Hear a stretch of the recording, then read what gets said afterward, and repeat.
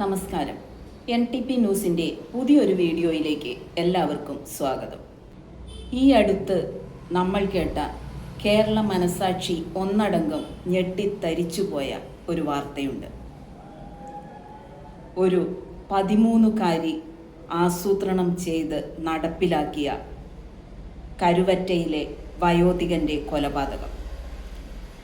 എങ്ങനെയാണ് ഇങ്ങനെയൊക്കെ ചെയ്യാൻ സാധിക്കുക എന്ന് കേരള ജനത ചോദിച്ചുപോയ കൊലപാതകം. ഇങ്ങനെയൊക്കെ നമ്മുടെ നാട്ടിൽ നടക്കുമോ എന്ന് അന്തം വിട്ടിരുന്നു പോയ കൊലപാതകം. എന്തിനു വേണ്ടിയായിരുന്നാലും ഒരു 13കാരിക്ക് ഇങ്ങനെയൊക്കെ ചിന്തിക്കാൻ സാധിക്കുമോ എന്ന് അത്ഭുതപ്പെട്ടു പോയ കൊലപാതകം. ഈ കൊലപാതകം ആസൂത്രണം ചെയ്ത് നടപ്പിലാക്കിയത് ഒരു 13കാരിയും ഈ കൃത്യം നിർവഹിച്ചത് 18 വയസ്സിന് താഴെ പ്രായമുള്ള വിദ്യാർത്ഥികളുമായിരുന്നു എന്നുള്ളത് ഞെട്ടലോടെ മാത്രമല്ലേ നമുക്ക് കേൾക്കാൻ സാധിക്കൂ. എന്തിൻ്റെ പേരിലായാലും ഇത്രയേറെ അധപ്പതിച്ച ഒരു സമൂഹത്തിലാണോ നമ്മളൊക്കെ ജീവിക്കുന്നത്? കൃത്യം നടത്തി പിടിക്കപ്പെട്ടാൽ എങ്ങനെ രക്ഷപ്പെടണം എന്ന് കൃത്യമായി ആലോചിച്ച് നടപ്പിലാക്കിയ ആസൂത്രണം ചെയ്ത ഈ കൊലപാതകം ഒട്ടേറെ വസ്തുതകൾ പഠിപ്പിക്കുന്നില്ലേ? പ്രൊഫഷണൽ കുറ്റവാളികൾ എങ്ങനെയാണോ ഒരു കുറ്റകൃത്യം ചെയ്യുന്നത്, ആ തരത്തിലുള്ള ഒരു ഗൂഢാലോചന അല്ലെങ്കിൽ ഒരു തയ്യാറെടുപ്പ് ഈ കുറ്റകൃത്യം ചെയ്യുന്നതിന് മുമ്പ് ഈ കൗമാരക്കാർ ചെയ്തിരുന്നു എന്നുള്ളതാണ് പോലീസ് ചോദ്യം ചെയ്യലിന് ശേഷം ലഭിക്കുന്ന കൂടുതൽ വിവരങ്ങളിൽ നിന്ന് മനസ്സിലാകുന്നത്. അതിൽ ഏറ്റവും പ്രധാനപ്പെട്ട കാര്യം, ഇത് പിടിക്കപ്പെടുകയാണെങ്കിൽ തന്നെ, അതായത് ഈ പോലീസിനെ തെറ്റിദ്ധരിപ്പിക്കാൻ ഏതെങ്കിലും സാഹചര്യത്തിൽ ഈ പ്രതികൾ പിടിക്കപ്പെടുന്ന ഒരു സാഹചര്യം ഉണ്ടായാൽ അവിടെ പോലീസിനെ തെറ്റിദ്ധരിപ്പിക്കാൻ ഒരു പദ്ധതി ഈ 4 പേരും തയ്യാറാക്കിയിരുന്നു. അതിൽ തന്നെ ഈ ആസൂത്രകയായിട്ടുള്ള 13കാരി തന്റെ അച്ഛനാണ് ഈ വയോധികനെ കൊന്നത് എന്ന തരത്തിലുള്ള മൊഴി, അല്ലെങ്കിൽ അച്ഛനിലേക്ക് ഈ കുറ്റങ്ങളൊക്കെ ആരോപിക്കാനുള്ള ഒരു ശ്രമം പോലീസിന് മുന്നിൽ നടത്തിയിരുന്നു. ഈ കൊല്ലപ്പെട്ട വയോധികനും തന്റെ അച്ഛനും തമ്മിലുള്ള പ്രശ്നങ്ങൾ ഉണ്ടായിരുന്നു. അതേ തുടർന്നുള്ള കൊലപാതകമാകാം എന്ന് പോലീസിനെ ധരിപ്പിക്കാനുള്ള ഒരു ശ്രമം നടത്തിയിരുന്നു. അതുപോലെ തന്നെയാണ് ഈ മറ്റ് 3 ആൺകുട്ടികളുടെയും കാര്യം. അവർ ഈ ഹരിപ്പാടേക്ക്, കൊല്ലത്ത് നിന്ന് ഹരിപ്പാടേക്ക് വന്ന കാര്യത്തെക്കുറിച്ച് പോലീസ് കണ്ടെത്തുകയാണ് എങ്കിൽ തന്നെ അത് തെറ്റിദ്ധരിപ്പിക്കാനും അവർ ഒരു തന്ത്രം ഉപയോഗിച്ചിരുന്നു. ഈ പെൺകുട്ടിക്ക് വയറിന് ഒരു അസുഖമുണ്ട്, അപ്പോൾ ആ അസുഖത്തിന് മരുന്ന് വേണമെന്ന് പറഞ്ഞു. ആ മരുന്ന് വാങ്ങിയാണ് ഹരിപ്പാടേക്ക് വന്നത് എന്ന് പറയാനായിരുന്നു ഈ 3 പേരും പോലീസിനോട് പറയാനായിരുന്നു തീരുമാനിച്ചിരുന്നത്. ആ തരത്തിലൊരു തയ്യാറെടുപ്പാണ് അവർ നടത്തിയിരുന്നത്.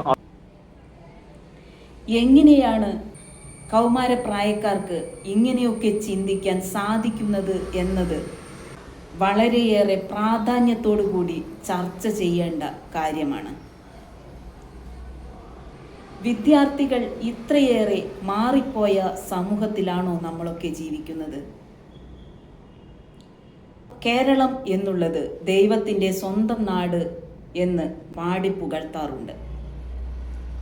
ഇവിടെ സ്നേഹബന്ധങ്ങൾക്കും കുടുംബ ബന്ധങ്ങൾക്കുമൊക്കെ മറ്റെന്തിനേക്കാളുമേറെ പ്രാധാന്യമുണ്ട് എന്ന് നമ്മൾ വിശ്വസിക്കാറുണ്ട്.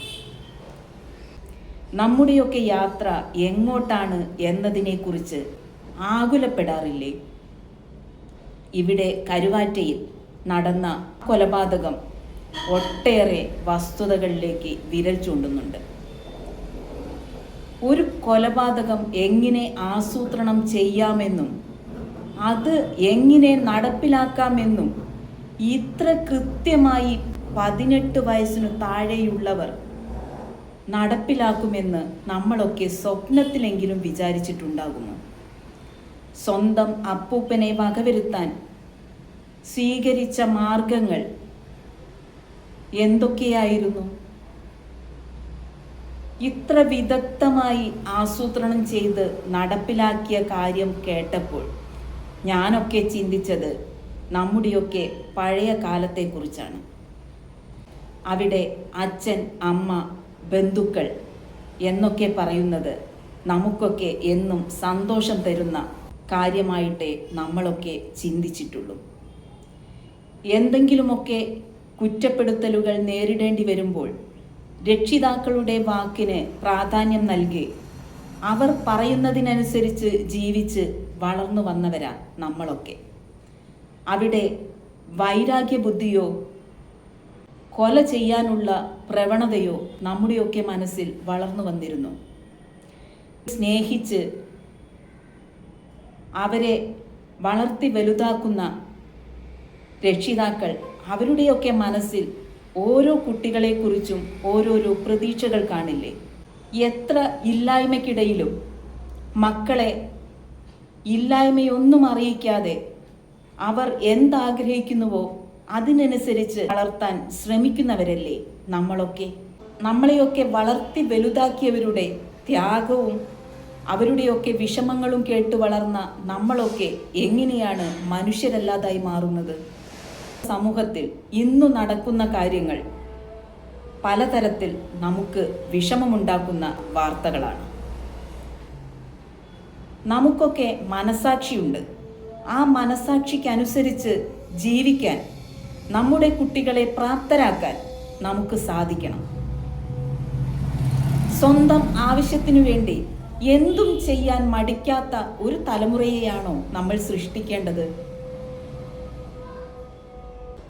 ഇന്ന് നമ്മൾ കാണുന്നത് എന്തൊക്കെയാണ്? ഒരുപക്ഷെ സ്വന്തം മക്കളോട് പോലും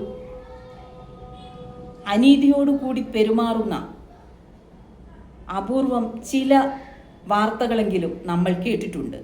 അവിടെ സ്വന്തം മാതാവ് പോലും ചിലപ്പോൾ കുറ്റവാളിയായി മാറാറുമുണ്ട്. അതിനിടയിൽ പോലും മക്കളെ കഷ്ടപ്പെട്ട് വളർത്തുന്ന രക്ഷിതാക്കളുമുണ്ട്. മുൻ തലമുറയും ഇവിടെ ജീവിച്ച് വളർന്നു വന്നവരാണ് എന്നുള്ള കാര്യം നമ്മൾ മറന്നുകൂടാ. ഒരുപാട് പ്രാരാബ്ധങ്ങൾക്കിടയിൽ, പ്രശ്നങ്ങൾക്കിടയിൽ ജീവിച്ചു വന്ന ഒരു തലമുറ നമുക്കുണ്ടായിരുന്നു. അന്ന് എല്ലാ കഷ്ടപ്പാടുകളും സഹിച്ച് സ്വന്തം മക്കൾക്ക് വേണ്ടി ഒരു നേരത്തെ ഭക്ഷണം കൊടുക്കാൻ 4 നേരം പട്ടിണി കിടന്ന രക്ഷിതാക്കളുള്ള കേരളം. അന്നും ഇവിടെ മക്കൾ വളർന്നു വന്നിട്ടുണ്ട്.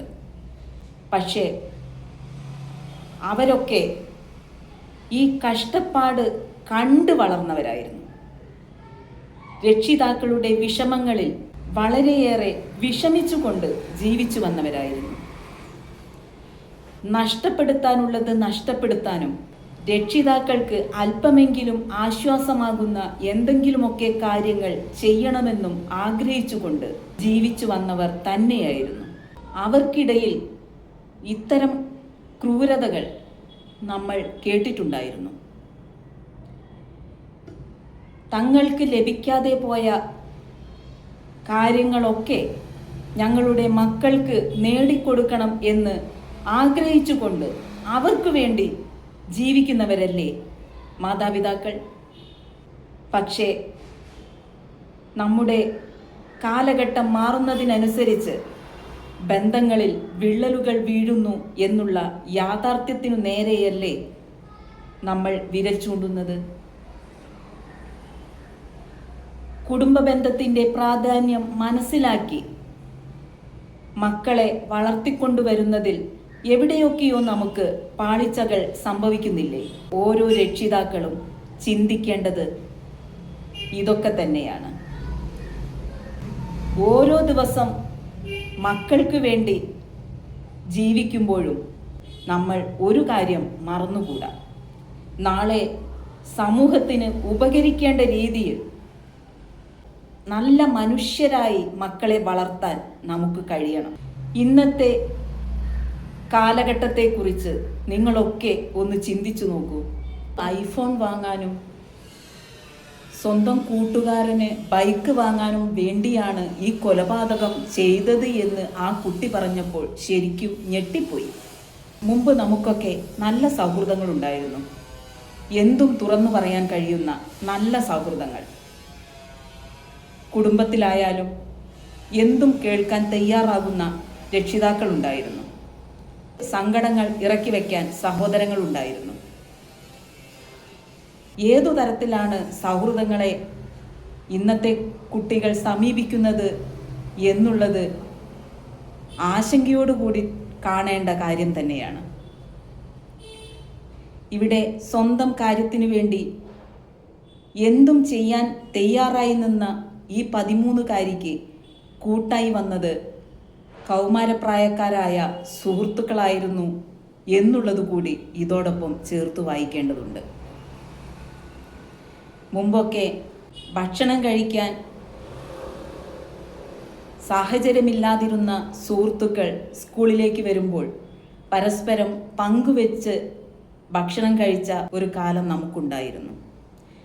പങ്കുവെക്കലിൻ്റെ, കരുതലിൻ്റെ ആ കാലഘട്ടം നമ്മുടെയൊക്കെ ഓർമ്മകളിൽ ഇന്നും ഒളിമങ്ങാതെ നിൽക്കുന്നുമുണ്ട്.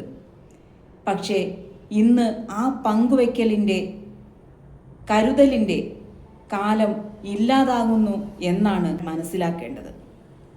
സ്നേഹിക്കാൻ അറിയുന്ന തലമുറയായിരിക്കണം നമ്മുടേത്. സ്നേഹിക്കാൻ അവരെ പഠിപ്പിക്കുന്ന കുടുംബമായിരിക്കണം നമ്മുടേത്. ബുദ്ധിമുട്ടുന്നവരെ സഹായിക്കുമ്പോൾ നമുക്ക് കിട്ടുന്ന ആശ്വാസം എന്ത് എന്ന് മനസ്സിലാക്കി വളർത്താൻ നമുക്ക് സാധിക്കണം. നമുക്ക് ശേഷവും ഇവിടെ ജീവിക്കേണ്ടവർ ഈ തലമുറയാണ് എന്നുള്ള കാര്യം നമ്മൾ ഒരിക്കലും മറന്നുകൂടാ. വീണുകിടക്കുന്നവരെ കൈപിടിച്ചുയർത്താൻ ശ്രമിക്കുന്ന തലമുറയാണ് നമുക്കാവശ്യം. പക്ഷേ എത്ര കുട്ടികൾ അങ്ങനെ വളർന്നു വരുന്നു എന്നുള്ളത് മനസ്സിലാക്കേണ്ട കാര്യം തന്നെയാണ്. ഇങ്ങനെ ഒരു കൊലപാതകം ആസൂത്രണം ചെയ്ത് നടപ്പിലാക്കുമ്പോൾ അതിനു പിന്നിൽ പ്രേരണയായത് എന്ത് എന്ന പോലീസുകാരുടെ ചോദ്യത്തിന് ഈ കുട്ടി പറഞ്ഞ ഒരു കാര്യമുണ്ട്. ഞാൻ സ്നേഹമെന്ത് എന്ന് അറിയാതെയാണ് വളർന്നത് എന്ന്.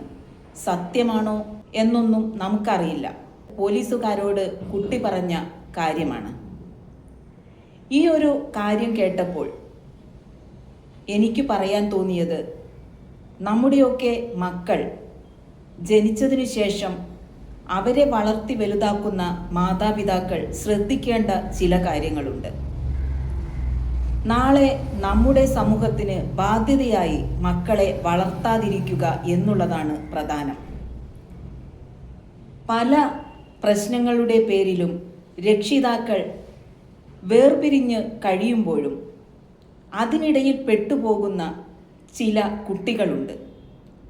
അവരുടെ മാനസികാവസ്ഥ എന്ത് എന്ന് മനസ്സിലാക്കാൻ പലപ്പോഴും രക്ഷിതാക്കൾ ശ്രമിക്കാറില്ല എന്നുള്ളത് വസ്തുതയാണ്.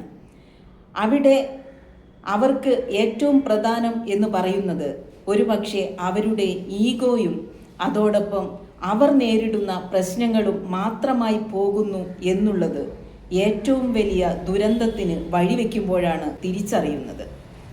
കുട്ടികൾ കരയുമ്പോൾ അവരുടെ കയ്യിലേക്ക് അവർക്ക് കളിക്കാൻ മൊബൈൽ ഫോൺ വെച്ചു കൊടുക്കുന്ന എത്രയോ മാതാപിതാക്കൾ നമുക്ക് ചുറ്റുമുണ്ട്. പക്ഷേ അവരറിയുന്നില്ല പിന്നീട് ഒരിക്കലും അവർക്ക് മൊബൈൽ ഫോൺ തിരിച്ചു വാങ്ങാൻ സാധിക്കില്ല എന്നുള്ള യാഥാർത്ഥ്യം. അതുകൊണ്ട് തന്നെ 18 വയസ്സ് വരെ എങ്കിലും കുട്ടികൾക്ക് മൊബൈൽ ഫോൺ നൽകാതിരിക്കാൻ ശ്രദ്ധിക്കണം. എനിക്ക് കുട്ടികളോട് പറയാനുള്ളത് ഒന്നു മാത്രമാണ്. നിങ്ങൾക്ക് ചുറ്റും കഴുകന്മാരെ പോലെ വലവിരിച്ചിരിക്കുന്ന ഒരു കൂട്ടം ആളുകൾ ഉണ്ട് എന്ന് മനസ്സിലാക്കുക. മയക്കുമരുന്നിൻ്റെയും ലഹരിയുടെയും ലോകത്തേക്ക് എത്തിപ്പെടാൻ എളുപ്പമാണ്.